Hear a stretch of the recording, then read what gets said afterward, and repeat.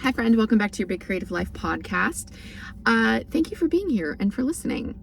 It's a crazy week for me this week with editing. I have so much editing to do. Occasionally I get a week like this. It doesn't happen often, but occasionally it does because my coaching clients have flexibility with when they submit pages to me and when I do the manuscript evaluation. I have a 6-month coaching program where people send me pages as they're writing, and then I do a full round of editing, and they kind of like get priority in a sense that like they don't have a set date of like, oh well, you have to send me your pages on October 10th and that's your date.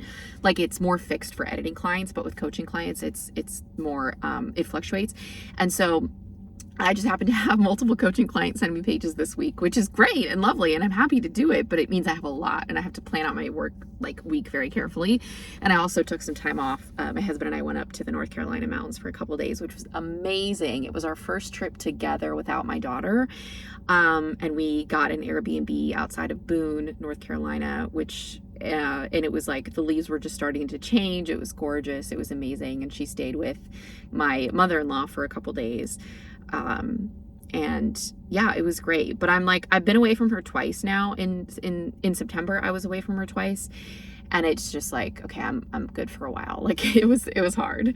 But anyways, it was really nice to take that time away, but it means I'm kind of playing catch up a bit too. So anyways, but I want to get a podcast episode out because I don't want to fall too behind. I try to be a couple of weeks ahead with my podcast episodes, and that way it's like less stressful for me and I don't panic. But I did want to talk about this because I've had it on my list for a while to talk about this in a podcast episode, but it just keeps getting pushed because I have other things to talk about that feel more important. But I suppose the reason for that is this episode is not going to be like a deep dive into the perfect, detailed, complicated organizational system that you should use or presenting all kinds of different options. I'm just going to talk y'all through my tips on staying organized when I write because I'm like a type B writer, okay?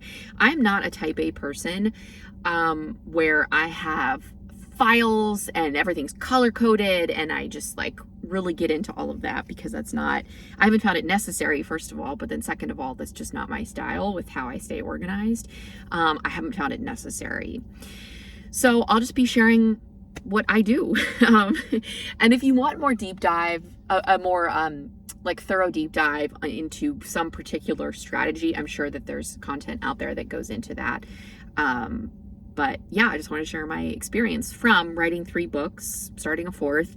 And I write in Microsoft Word now. I did write 1 book mostly in Google Docs, but now I'm a Word girl. Everything I write in Word. When I dictate stuff, so sometimes I will dictate and I'll talk into my phone. What I do is either dictate directly into Microsoft Word or I will compose an email to myself on the Gmail app, dictate into it, just talk, and then I'll copy and paste that into Microsoft Word. So that's what I write. I don't use Scrivener. I know that Scrivener has a ton of bells and whistles and features that make organizing your thoughts and your research and your world building. Scrivener makes all of that possible, and I've heard wonderful things about it. I have a ton of clients that use it and love it. But again, I just haven't really found it necessary, I guess, to use Scrivener, and so I can't speak to that. But again, just like with if you want a deep dive on something, I'm sure there's tons of content out there that goes into Scrivener. Scrivener is also, you have to pay for it, and I'm not sure I can't remember how much it is. And you do have to pay for Microsoft Word as well, but it's much more affordable, and yeah, it works for me. So yeah, that's the context that I need to give. Microsoft Word is my main go-to, and I've written 3 books. I think that's it. Okay. So, number 1, what I do to stay organized, to keep track of everything. Number 1, everything lives in the cloud so I can work on it everywhere. Hopefully this is kind of common sense, but I just want to mention it because, you want to have a backup of everything that you do. And also, if you're somewhere else, you're away from your computer, you get a lightning bolt of inspiration about something. Of course, you can just take notes about it on your notes app, but I like being able to open up my document wherever I am.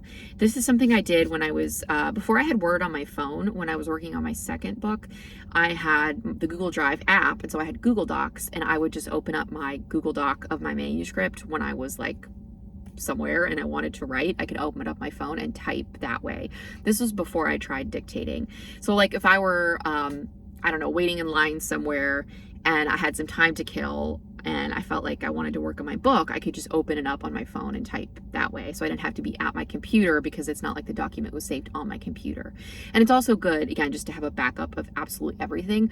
All of my stuff lives in the cloud, client work, like editing documents, my own writing, the podcast stuff, everything lives there so that there's a backup in case something happens with my computer or whatever device that I'm on. I think it's just a good practice. So everything lives in the cloud. That's tip number one. Number two, I have one outline, or I put outline/notes doc where everything lives. I have my manuscript, right? This is the actual book as I'm writing it that I contribute to. And then I also have a notes document, which is where it's a brain dump document.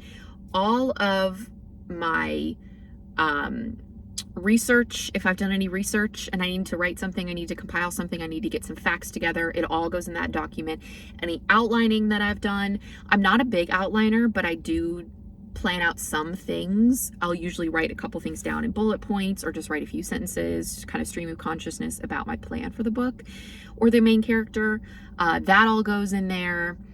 If I'm doing any character work where I do a character profile on my main character, let's say, and I really want to dive into their backstory, their personality, their strengths or weaknesses, that all goes in the document. I don't have it divided up any fancy way, but I will just have research in one section. I'll scroll down a couple pages, then my characters will be there, scroll down a couple pages, and my plot outline will be there. Like it's all just in the same document so that I don't have to go searching for things. I just know it's going to be in that document somewhere. And the document's not very long. I know that for people who do speculative fiction, if you're writing sci-fi, if you're writing fantasy, if you're writing horror, and you have some kind of world building in the sense that you are creating an imaginary world, maybe a magic system, I know that there's more that you have to do in terms of that. But I think even if I were writing fantasy, I would probably just still do it this way and have like a master document that just has everything in it, because I find that easiest, honestly. I can get overwhelmed with like tons of files, tons of different sections. Like it just is easier for my brain to have it all here. And maybe that is a sign that I'm just type B and I'm not type A. I don't know. But that works for me to have that. I've worked with some writers where every chapter, particularly if they're big outliners, every chapter is its own document. So they will have a Word doc or a Google Doc, whatever they're writing in, that's chapter 1. Then they will create a separate file, chapter 2, separate file, chapter 3, etc. This works well for people who have done a ton of outlining and know exactly what they want to happen in every single chapter. And I've also heard from clients where not having the full book in the document is easier for them to just get the draft out because they're not going back to look at what they previously written. They can only go back a couple of pages maybe to the beginning of the chapter. So it can help from a mindset perspective if you're just like wanting to move forward. You don't want to go back and get distracted with editing everything you've already written. That can work well. But for me, I just move forward in the document. I don't go back. But there's something about seeing the word count increase as I'm writing in that master document, the master manuscript, I mean.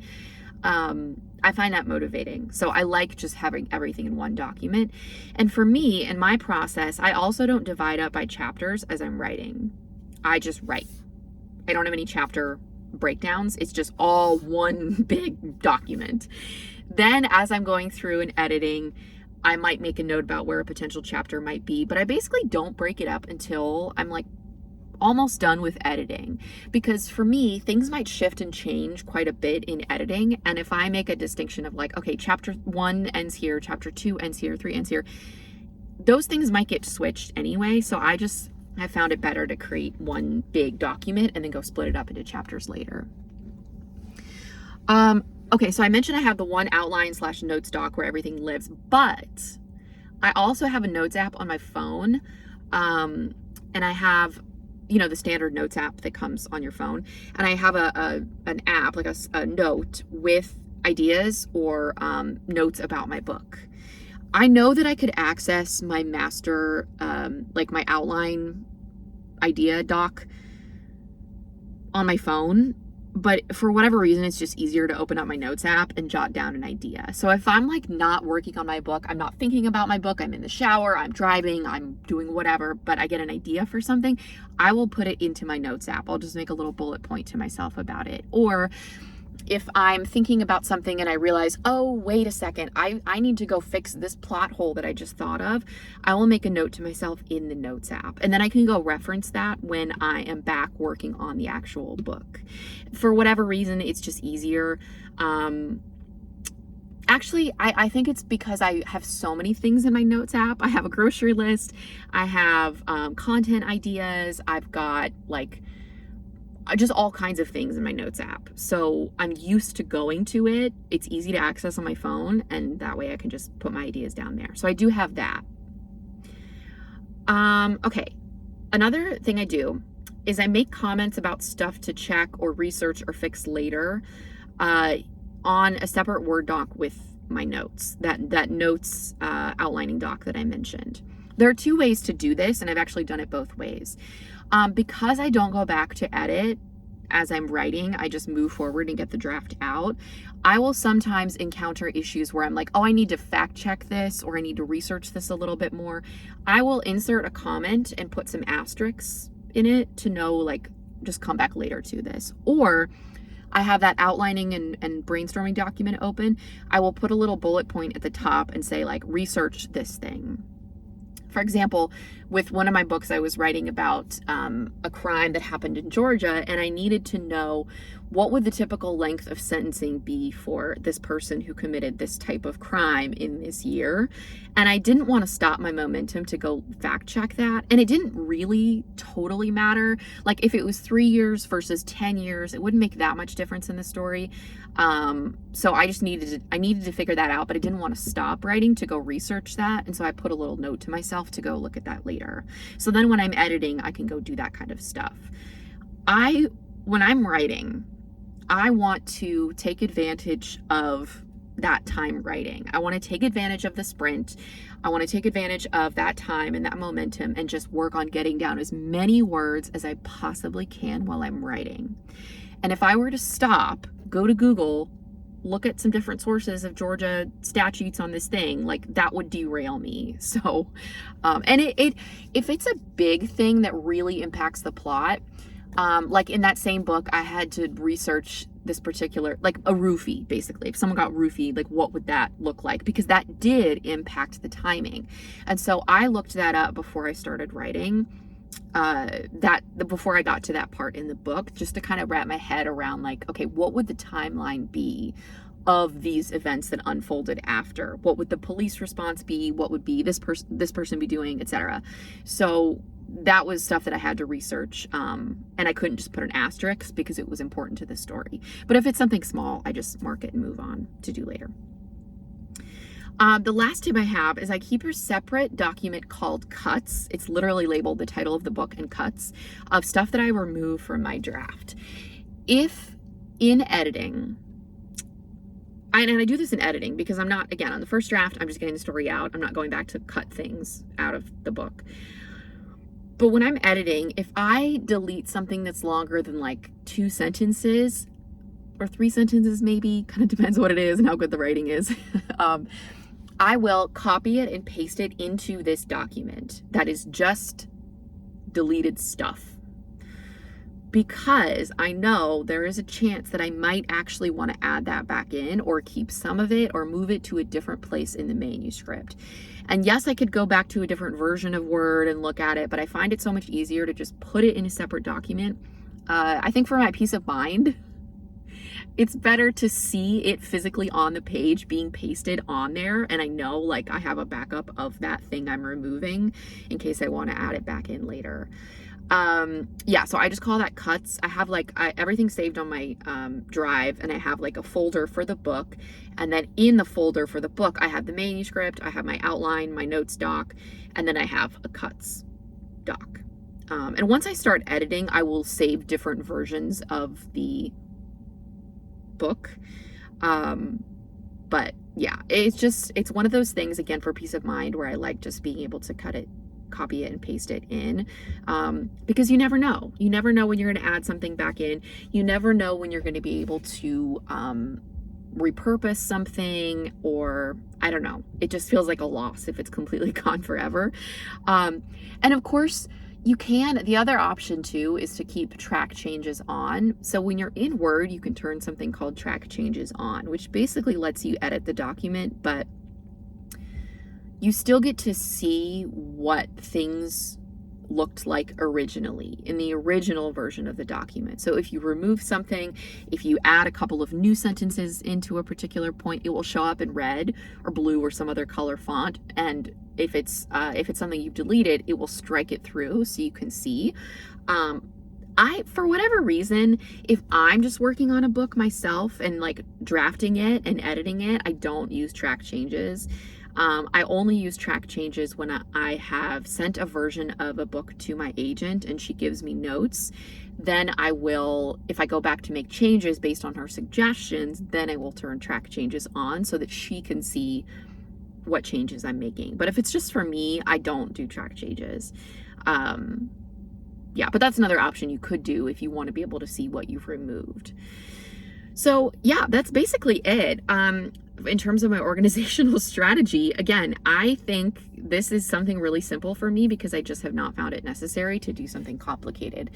One other thing I want to share, just from my experience as an editor and a book coach working with clients, is some writers new writers especially, because you're doing this for the first time, can use this idea of being organized, like organizing all their research and their outlining and their notes. They can use that as a way to procrastinate on the actual writing part because it feels so urgent that they have to figure all of this out first before they can start writing. And they've got to color code things, and they've got to get really detailed notes, and they've got to create all these different files, and they've got to buy Scrivener, and they've got to do all these things to keep themselves organized before they can start writing. And I'm not saying that everyone who has that detailed of an organizational system is doing it to procrastinate. That's not true at all. Some people just need to do all of that, and it's wonderful for them, and that's a great part of their process. But there are some people who use this to kind of like prolong it because they don't actually want to start writing. It's kind of similar to, I've shared about this on the podcast before, but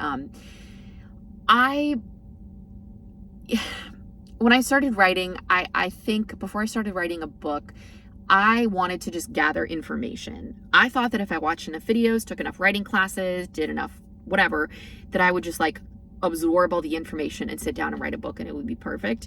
And I almost like used all this information gathering and this learning as a way to prolong the process because I was scared of writing.